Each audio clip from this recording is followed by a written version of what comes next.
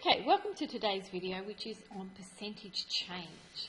And this is on percentages that we did kind of look at a little bit when we did percentages way back at the beginning of this term. So percentage increase and decrease.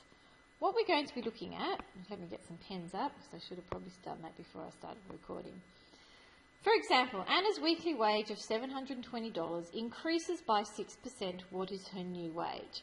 Now, in order to do this, I would like you to think about doing something the easy way. I know all of you would like to do is find 6% of 720 and then find that answer and add it on. But I'd like you to think about it in terms of, without having to do that, 100% is this 720, and we're adding 6% to it. So what we're finding really is 106%, which is 106 over 100, and we're going to multiply that by, in this case, 720. So if we get our calculators out, we can see what exactly that's going to look like. So what we're doing is we're doing 106, and we're dividing that by 100, and what we're doing is we're multiplying it by 720, and we get an answer, let's do that, is $763.20. So what is her new wage? Her new wage is $763.20, and we've got that all in one step. So let's have a look at the next one. A trampoline with a marked price of $280 is discounted by 15%. So if it's discounted, it meaning we're starting with 100% and we're taking away 15%. And if we do that, we end up with 85%. So an easy way of doing this is 85%, 85 over 100, times by 280. And what we end up with is $238. And that's this simple way of doing it. Okay, so let's have a look at something called repeated percentage change.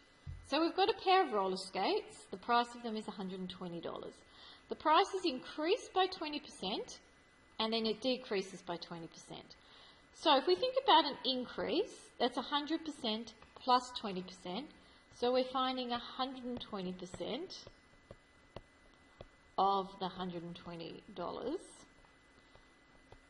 And if we were to do that, I have to get my calculator out because I haven't worked it out, 120 divided by 100 times by 120, the new price of my roller skates is $144.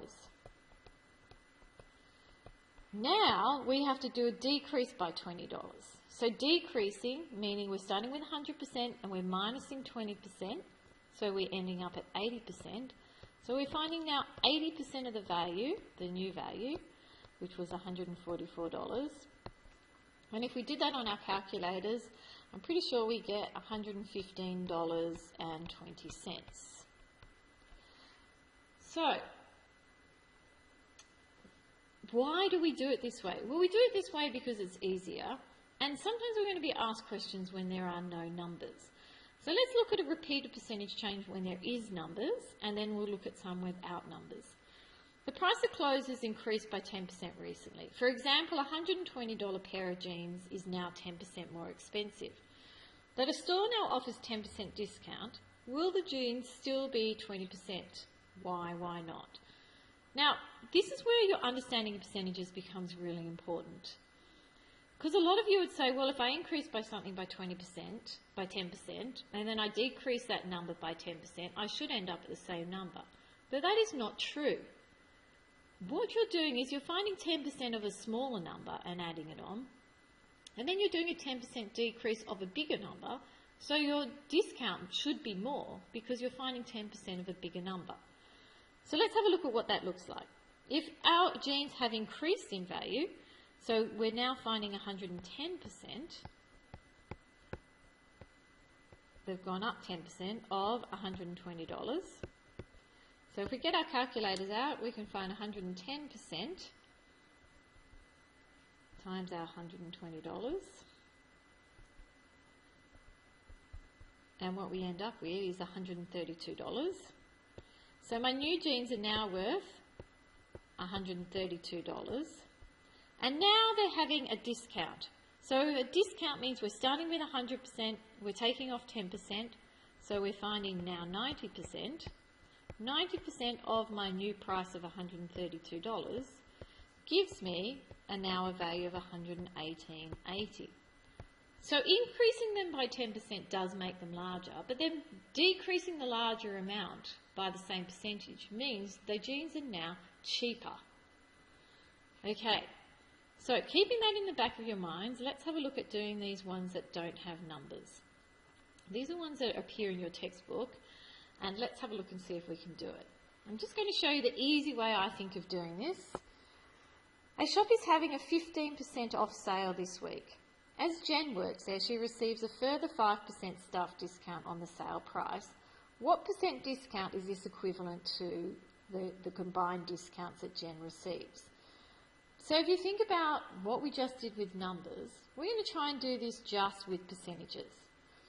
So what I would like you to think about is I'd like you to think about what is only going on in terms of percentages. So if I think about my decrease, because first of all we're decreasing by 15%. And if you think about that, we now know that what I'm really doing is I'm really finding 85% of a number. And then we're doing a further discount of 5%. So now when we decrease by our 5%, that's really 95%. Now if I was to write 85% as a decimal, I'm going to write that as 0.85 because we can do that on our calculators.